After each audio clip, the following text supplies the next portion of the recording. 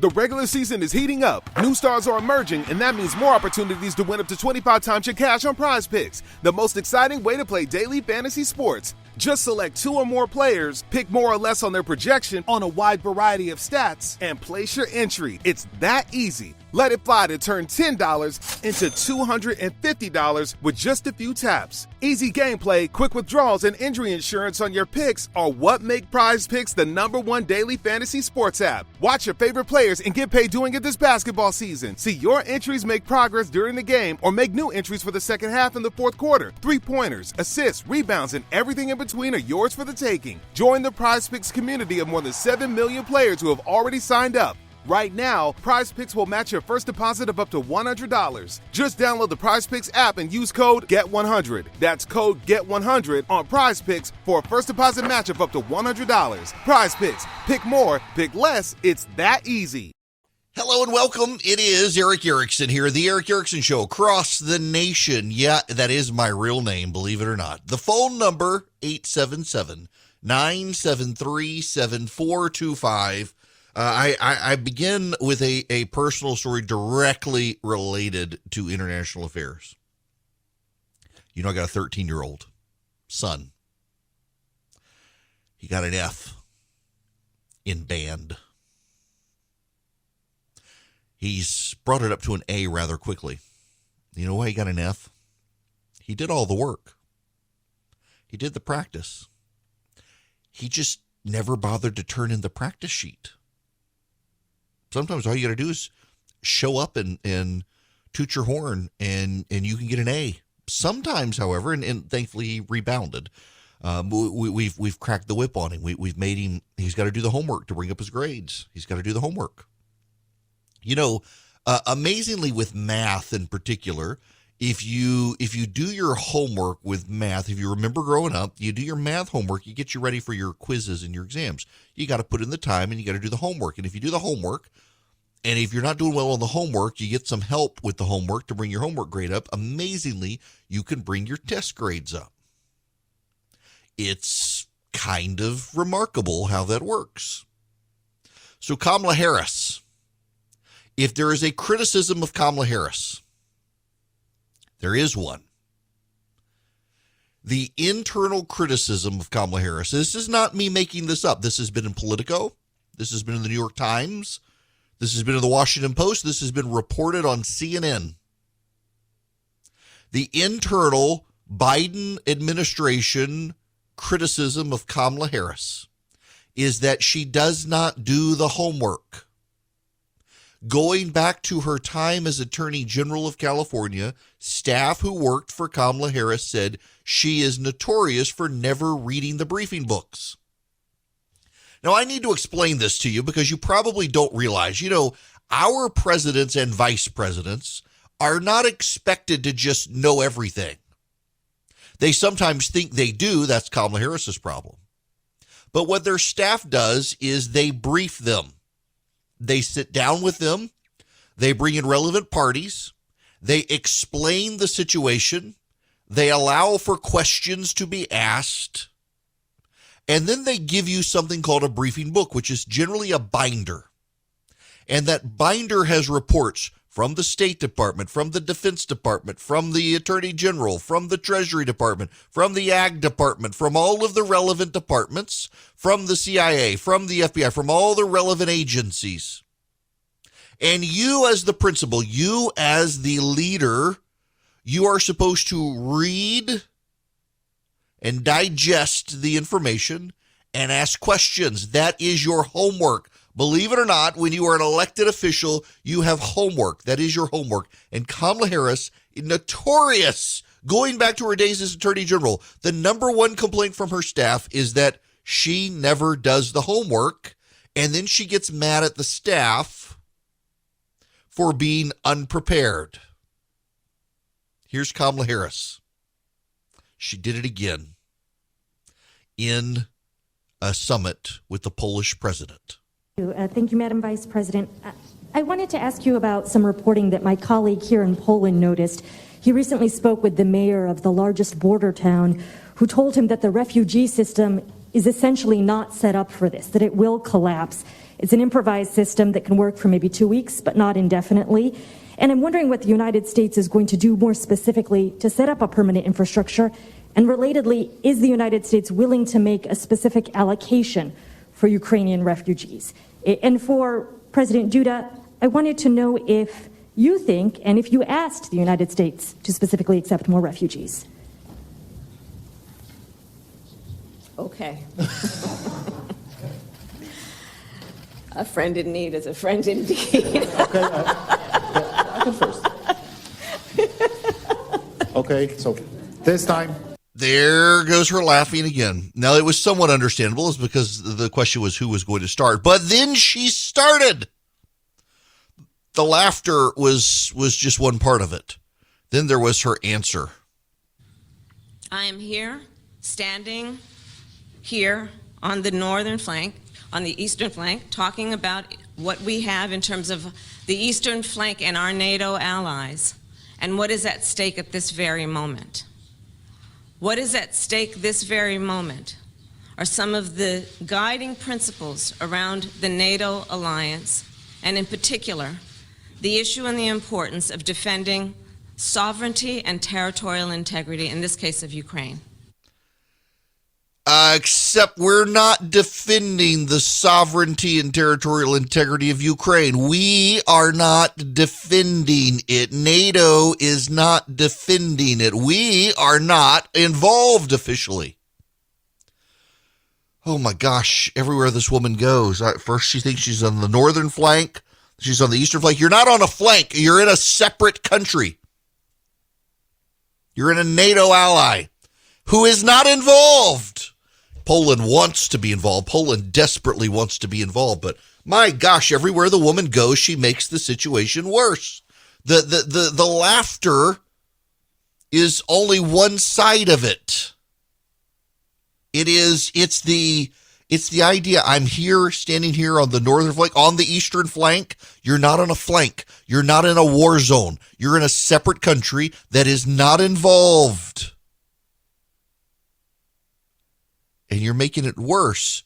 You're giving plausible grounds for people to say we are involved. This woman, what a disaster. And now, Deep Thoughts by Kamala Harris.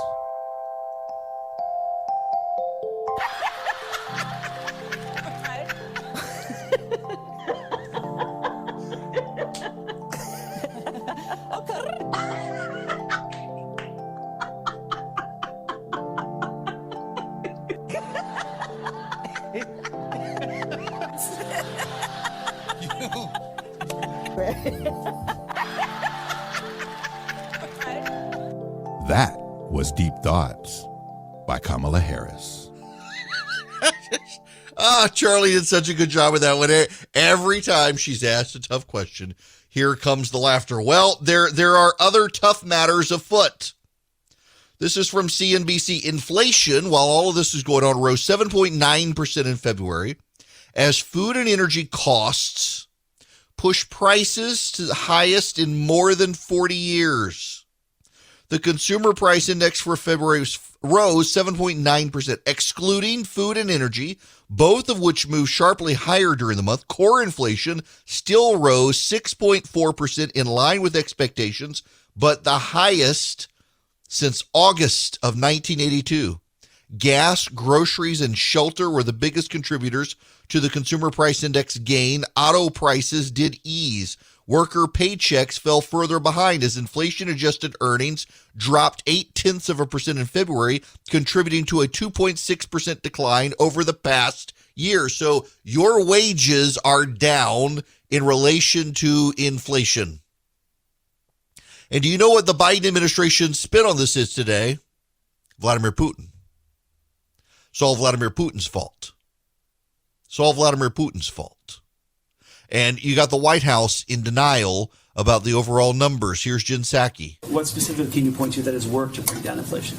Well, there are a number of steps we've taken. If you compare month to month, we've seen inflationary pressure or inflationary numbers go down month to month.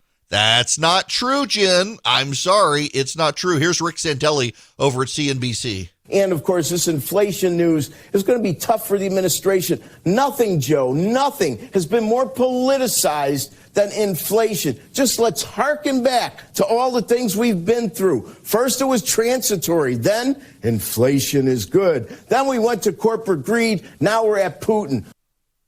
Yep. That's right. Remember, this is all corporate greed. It's all corporate greed. They're janking up profits. It's all them. Elizabeth Warren has legislation out to go after the oil companies for making too much money. It's not going to go anywhere. Meanwhile, the Dow is down more than 300 points as I begin the show right now because of what's going on out there. It's bad. Also, the TSA has decided to extend the mask mandate until April 18th. You're going to keep wearing masks for another month. That's not going to do very well for people. It's not going to go everywhere. Y'all, inflation is bad. Inflation is genuinely a bad problem right now. And the White House can't blame, although they're trying to blame it on Vladimir Putin. The problem is that this is inflation from last month. Putin didn't even go into Ukraine until this month. It's hard to blame it on Vladimir Putin, but they're going to try. So you've got inflation, you've got oil and gas prices, and you've got Kamala Harris in Poland. None of this is stabilizing. Oh, and guess what? The White House is out right now actually saying that they have no interest in expanding drilling in the United States. They're going to help us if Congress will pass a law. They will pay for your subsidy to transition to an electric vehicle, and oil will no longer be able to be used as a weapon. Are these people stupid? I don't think they're stupid. I think they're malicious at this point. They do not want Vladimir Putin to be able to use oil as a weapon. They want China to be able to use rare earth minerals and rare earth elements as a weapon. If we transition to electric vehicles, because the United States has not kept up with China in the rare earth element race, China suddenly becomes dominant. China becomes the country by which we are dependent on them for the rare earth metals needed for electric vehicles and for computer parts. You know what China has done very shrewdly? They've gone around the world, and China has bought up, through shell companies, a lot of the rare earth element mines in the world. A lot of the major mines for products and electronics are owned by the Chinese government around the world, in South America and in Africa in particular. Even here in this country, through shell companies, the Chinese have tried to buy some. Nickel, copper, aluminum. China owns a lot of those. Lithium, China owns a ton of that stuff. It's been by strategic design by the Chinese government to do it. And now, by making us less dependent on oil, we're becoming more dependent on China. It's all part of China's master plan. By the way, I don't think, I don't. I realize everybody's a conspiracy theorist these days. I don't actually think that they want, the American government wants us to be dependent on China. I don't think they do. I think they think it's going to happen anyway.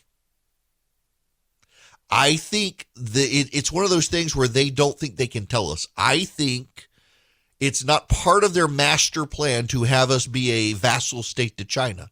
I think they think the whole world is headed in that direction, and they're trying to soften the landing for us. They are no longer root for American independence. They're trying to find a world where we can coexist with China as the dominant partner. And they don't want to tell us that because they give us all those lip service. Oh, America, we're the best nation on the planet. Rah! United States, rah! And they don't really believe it anymore. They certainly don't act like they believe it. Instead, what they act like they believe is that China is about to be the dominant player in the world, and we better find our place in that world. Decline is a choice. And Joe Biden and the Democrats, they have chosen to decline. You can be on the show. Yes, you can. You can call in 877-973-7425. Y'all, I occasionally am good for something besides just talking to the radio. Vice President Biden, I'd like to ask you three consecutive... Stop it. I'm not good at pressing the button at the right time. But You know, I've been listening to all of this nonsense by the Biden administration that all of the economic issues out there right now are Vladimir Putin's fault, not Joe Biden's fault. And I went back into the Wayback Machine and I found all of the video clips. And I myself used my Final Cut Pro video editing skills, and I made a montage of videos going back to the Democratic debate in 2020. We start with Tim Alberta in the PBS NewsHour Politico debate asking a question. I want you to listen to this montage. Vice President Biden, I'd like to ask you, 3 consecutive American presidents have enjoyed stints of explosive economic growth due to a boom in oil and natural gas production. As president, would you be willing to sacrifice some of that growth, even knowing potentially that it could displace thousands, maybe hundreds of thousands of blue-collar workers in the interest of transitioning to that greener economy? The answer is yes. The answer is yes. Number one, no more subsidies for fossil fuel industry, no more drilling on federal lands, no more drilling, including offshore, no ability for the oil industry to continue to drill, period. Ends. I've been against Keystone from the beginning. Putin's war is already hurting American families at the gas pump. The reason why the price of gas is going up is not because of steps the president has taken. They are because President Putin is invading Ukraine. Egregious activities of Vladimir Putin. Even if we drilled as much as we could, the price of oil is still set globally. There is no amount of domestic production that we can do. I've used every tool available to address price increases, and it's beginning to work. Take gasoline and gas prices. Last week, I announced the largest ever release from the United States Strategic Petroleum Reserve. We've seen oil and gas prices out of the wells, oil and gas prices on the wholesale market come down significantly. No ability for the oil industry to continue to drill, period. Ends. Using a straw to eating a burger, am I part of the problem? And in a certain way, yes, but the most exciting thing is that we can all be part of the solution. Families that once they own that electric vehicle will never have to worry about gas prices again. I mean, I drive a Chevy Bolt, which is an electric vehicle. I don't have to buy gasoline. I have solar panels on my house, so I drive on sunshine. Putin's war. Because President Putin is Vladimir Putin. There's no amount of domestic production we can do. Number one, no more subsidies for fossil fuel industry, no more drilling on federal lands, no more drilling, including offshore, no ability for the oil industry to continue to drill, period. Ends. And again, that's why we have resolved to speed our transition towards cleaner, more sustainable, and renewable sources of energy. There you have it. Oh, I was rather proud of myself and my video editing skills. You know, for all the stuff them saying that there's no amount of drilling we could do. Did you know that oil prices fell 5% yesterday when the United Arab Emirates announced they would support increased OPEC production? They went back up when the UAE walked that back. They fell. You heard Joe Biden talk about this when he released from the Strategic Petroleum Reserve. The oil prices fell immediately. It's not like the oil immediately got into the system, but they fell immediately. Oil is a futures market. Being a futures market, it responds at present to what it believes will be a future impact. By the way, there was a report out from the New York Times. The Biden administration has suspended more offshore drilling. Why? Because a federal judge in Louisiana told the Biden administration they could not change the cost calculation on climate change. I didn't even realize this was the case. In order to drill a lease out in the Gulf of Mexico in a U.S. area, the government has to assess the climate change impact. What's the cost per ton of carbon? They said $51 extra for a ton of carbon. The Trump administration refigured it and went down to $7, and the Biden administration snapped their finger, just raised it back to $51, which meant they had to curtail drilling. A federal judge told them to cut it out, go back to the $7 the Trump administration assessed it as. So the Biden administration has just stopped allowing drilling in the Gulf of Mexico, but yet they say there's nothing they could do. They could change their mind right there and get prices down immediately.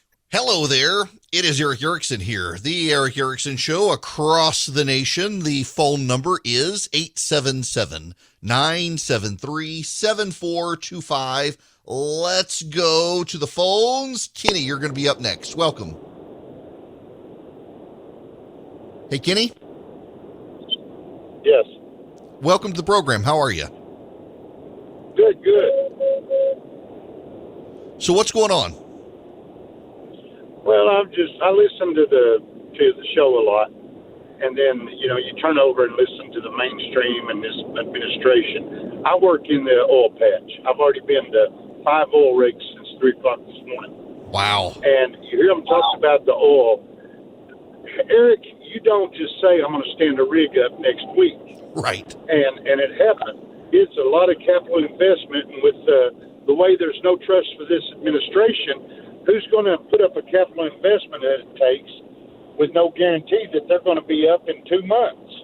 And even if we could stand them up, there is such a shortage of workers in the oil field right now. These are 85,000 to 120,000 a year jobs. And the rigs I was just counting while I was waiting, there is over 40 openings on these 5 rigs. They can't hire people. Right. Nobody can pass drug or background. Nobody's applying. Mm-hmm. And these are rigs you can live anywhere in the United States. You work 2 weeks on and 2 weeks off and make between $7,500 and $8,000 for that 2 weeks. Yeah, my dad, Kenny, my dad would work for Conoco for years in the Gulf of Mexico, would be there for a week, home for a week. Yep. We moved to Dubai. He was 7 and 7, and then moved 28 and 28 when we moved home. He was a production foreman. It's one of those things where, I keep going back to 2008 when George W. Bush said we'd open gas in the Gulf of Mexico. The futures market fell immediately, but it took 2 years to get the rigs out there. But it impacted the futures market immediately. But it takes like 2 years to do. Yeah, just the service. I work in the service sector of the oil patch. Mm-hmm. And our company right now would hire 35 people if we could get them. And we have tried for a solid year, and we've hired 6. Nobody's putting in it, and they say, well, we got 4% unemployment. And I tell people, no, a lot of people have just give up. They don't even count them. Mm-hmm. That's actively pursuing a job is all they count, not the ones that just give up and went on welfare. They don't even count them. It just makes you sick to hear it. And, I was talking to a friend of mine yesterday who's in the oil industry who said that the other thing we got to remember, he was emphasizing something I'd already said, is there's a steel shortage, too. So you want to get the steel pipes, you're having a backlog there, too. Yeah. So everything. Now, let me ask you something. Kenny, you mentioned something just as an aside, but I want to follow up with you because I've heard this out in Oklahoma in particular and also in Nebraska and the Dakotas. You got to get a drug test. And younger kids these days, with marijuana being legal and accessible in so many places, a lot of people, they can't pass the drug test to get the job because they don't want to hire you if you test positive for marijuana. You can't hire them because CDL. Yeah. Yep. DOT will not let you, even though it's legal to buy in Oklahoma, there's a shop on every corner. If you eat a brownie that's got it in it, you test positive, then you don't have a CDL license. Right. Yeah. This administration in a year and a half, it's just unbelievable how sickening it makes me. Last week we had that Freedom convoy of truckers that come through Tulsa, where I live. We went down. I wanted my kids to see it. There was about 8 or 10 of us that went down there. There was every overpass had 500 or more people. So I run home and that evening going to watch the news. The week before they had a protest in downtown Tulsa, and it was one of the groups that is just kind of radical. I counted on all 3 news stations in Tulsa carried it. They're all major news stations. There was 14 people there. They did not one news station carry the Freedom Convoy. Oh, right. Well, because they weren't nearly as violent and disruptive as the media hoped they would be. You know, if they had showed up and they had the SWAT stickers and the flags that the media expected them to have, we'd still be hearing about it. But because they were peace-loving, freedom-loving Americans who didn't cause a problem, nobody wanted to cover them. Look, Kenny, I got to let you go there. I appreciate the phone call very much. Be safe on the road out there. But, you know, it was not the Freedom Convoy. Was not a big deal to the press because they didn't behave badly. Had they behaved badly, my goodness gracious, there would have been wall-to-wall coverage of everything going on there. It's just that the double standard in the press is so predictable these days. Now, I want to go to Congress. I want to shift gears a little bit. And I want to play for you first some audio from a really good friend of mine. His name is Chip Roy. He's been on the show a bunch. He's just a stand-up guy. He's now a member of Congress from Texas.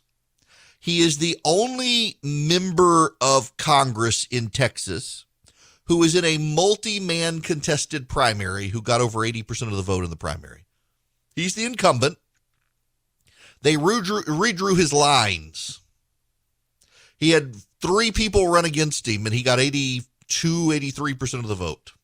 He's a stand-up guy. He and his wife are some of the finest people I know.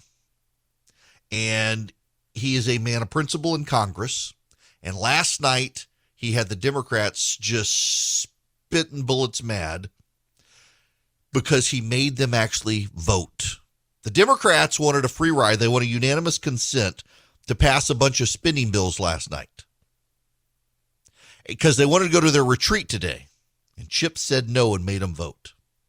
Before he got there, though, he had some choice words for his own side and the Democrats, and I want you to listen. This is Congressman Chip Roy of Texas. Well, I appreciate the Speaker. I appreciate the ability to address a few of my colleagues here on the floor of the House. I would note, though, here we are again. We're sitting here at the precipice of a government funding running out, and I hear all my colleagues talking about how great it is. We're going to come up with some great big omnibus bill, and I'm hearing that from my colleagues on both sides of the aisle. Nobody in America wants us to plus up more spending irresponsibly. Nobody in America wants us to say, oh, let's pat ourselves on the back now because some of my colleagues on the other side of the aisle are saying, well, you know what, it's time now to ban Russian oil. It's not good enough to ban Russian oil if we're not going to open up American oil and gas. All we're going to do is provide more money to Venezuela, more money to Saudi, more money to Iran. But yet, that's being touted as a victory. And some of my colleagues on this side of the aisle are saying, okay, good. Oh, this is great. But my colleagues on the other side of the aisle, they don't want any oil. They don't mind your gas being $4, $7, $10 a gallon. Don't get played. But my colleagues on this side of the aisle are about to get played. And everybody back home is saying, what are you going to do to stop vaccine mandates? Nothing. What are you going to do to secure the border? And my colleagues on this side of the aisle are going to say, oh, don't worry, we're going to give you more money for ICE, more money for Border Patrol. But you know what that does? It makes it worse because you're funding the processing of people at our border because that's all Border Patrol and ICE are doing. But my colleagues on this side of the aisle are going to say, oh, look at us. We did something for you for border security. It ain't true. It's going to make it worse. And anybody who's been to the border, anybody who talks to Border Patrol, anybody who talks to ICE knows that's true. We're not going to get a vaccine mandate. We're not going to get a secure border. And we're not going to get more oil and gas being produced in America. And then we're going to say, great, let's have a vote and send more lethal aid to Ukraine. And we're not even going to have a debate down here about what we're doing in funding Ukraine with Putin rolling over Ukraine. All we're doing is backroom deal making, waiting for somebody to drop a bill on the floor of the House and then come down and vote yes or no. Amen and amen and amen. I've debated whether to say what I'm going to say or not. I've decided I'm going to say it because it needs to be said. We're living through a political realignment right now. A lot of Democrats are moving to the right. Bill Maher sounds conservative on some issues, not all. You got guys like Glenn Greenwald, who's a pro-Russia leftist who gets mistaken these days for being a conservative. He's not. He's a pro-Russia leftist. There's a discombobulation out there on the left and the right. There are a lot of conservatives these days who say, well, what does conservatism ever conserve? Well, the Constitution, for one. But they think we need something else. We need something new. And then you got a lot of the organizations out there that had been conservative are now just Republican. And that deeply disappoints me. I'm Googling because I need a specific piece of information. Yeah, that's what I thought. My gosh. Wow. Yeah, this needs to be said. There are 211 members of Congress who are Republican. 213, actually. 213 members of Congress who are Republican. I have always liked the Heritage Action Scorecard because it's always been a measure of conservatism, not of republicanism. But when Jim DeMint left the organization, there was contention there that he was making it too aggressive against his own side. I don't know what's happened. I love Heritage Action. The people involved, they're fantastic people. They are fantastic people. And they mean well, and they've got great ideas. But how do 208 Republicans out of 213 have a scorecard from Heritage Action over 90%?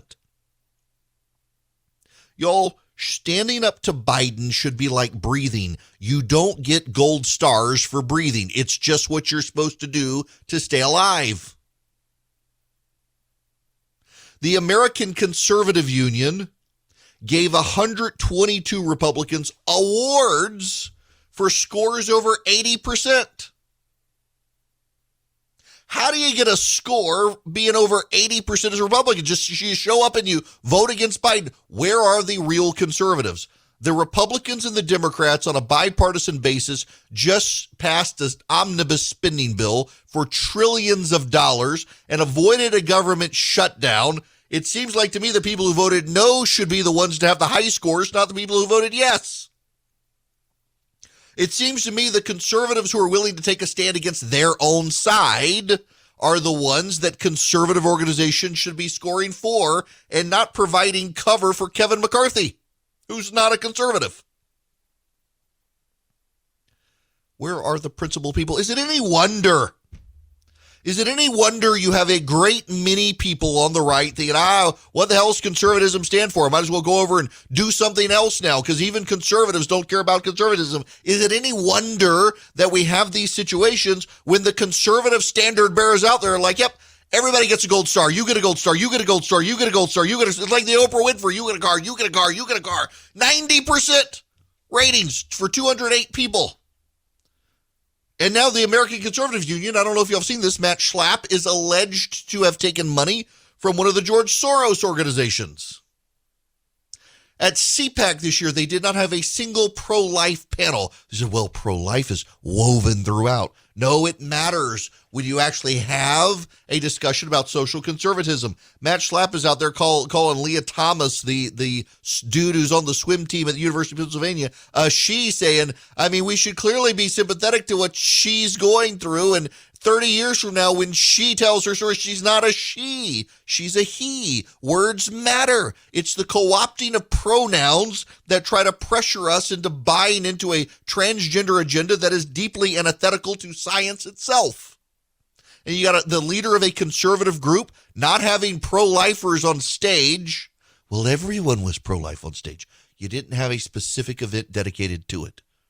You didn't have anything related to social conservatism. What you had were clickbait titles designed to own the left. If owning the left means we're giving up on pro-life and we're giving up on sanity in sexuality, count me out of it too. Is it any wonder people are fleeing the conservative movement? The guardians of conservatism seem like they've become the biggest grifters on the planet.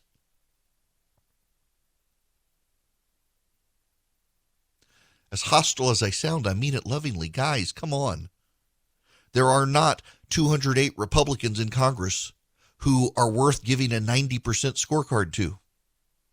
American Conservative Union has always been pay-for-play conservatism. They need to clean up their house. If we don't clean up our house, other people will clean up our house. And what we see right now is a great mass exodus from conservatism of people who are fundamentally conservative.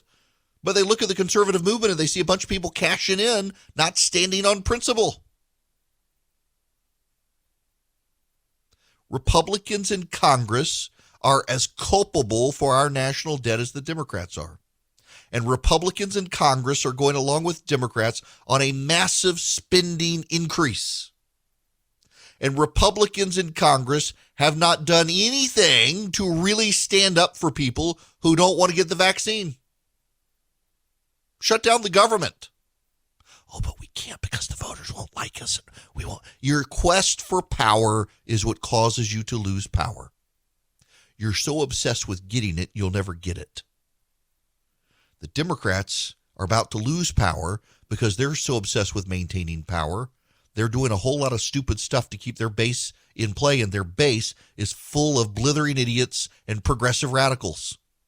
Conservatism should stand for something other than what the Republican Party wants. Conservatism should be distinct from the Republican Party. And if you are a conservative in Congress, you should be voting against massive spending packages that grow government, not voting for them. And if you are voting for them, please turn in your credentials to me.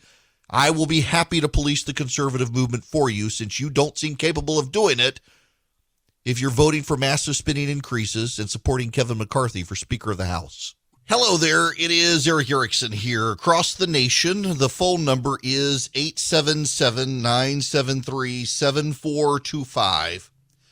Disney has decided to get itself involved in the parental education Bill of Rights in Florida. That's what the left and now the media calls the Don't Say Gay bill. It says nothing of the sort. It says you can't teach sex to kindergartners, first, second, and third graders. That's what it says. You can't teach sex, sexual orientation, how to have sex, any of that sort of stuff to young kids. It's not age appropriate. And parents are fine with the bill. It's the left outraged about this. Disney has gotten involved on behalf of the leftists. Some Georgia Republicans who are running for office, I'm afraid, have gone down the rabbit hole, though, and they're doing something terrible. And, you know, bandwagoning is always a terrible thing. In Georgia, some friends of mine, by the way, they are friends of mine, have decided to advance a piece of legislation that, of all things, could prohibit private religious schools from teaching Genesis to elementary school kids. That's right. Georgia is advancing a bill, and the left's calling it a Don't Say Gay bill. It's actually the Florida bill just says you can't teach in public school about sex to elementary school kids. What the Georgia Republicans are doing is they want to ban any teaching about gender and sexual orientation to elementary school kids in private schools, in religious schools. How can you ban a religious school from teaching Genesis 1? You want to start them early on that. God created male and female. It's part of Genesis. And if this bill were to pass in Georgia, it would prohibit private Christian schools from teaching the Bible to elementary school kids. They just decided to bandwagon on it in the least thoughtful approach. I mean, the language in the legislation is ridiculous.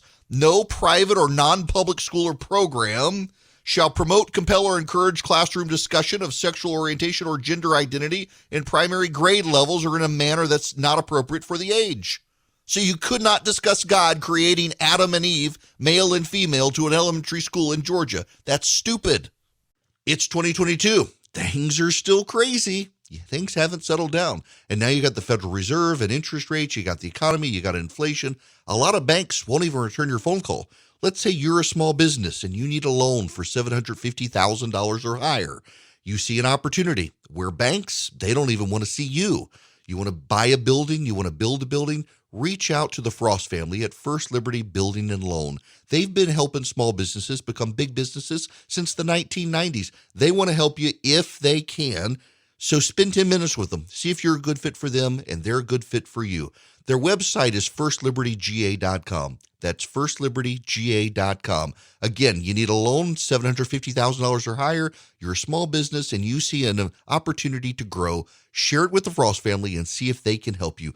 firstlibertyga.com. That's firstlibertyga.com. First Liberty Building and Loan can help businesses nationwide become bigger businesses.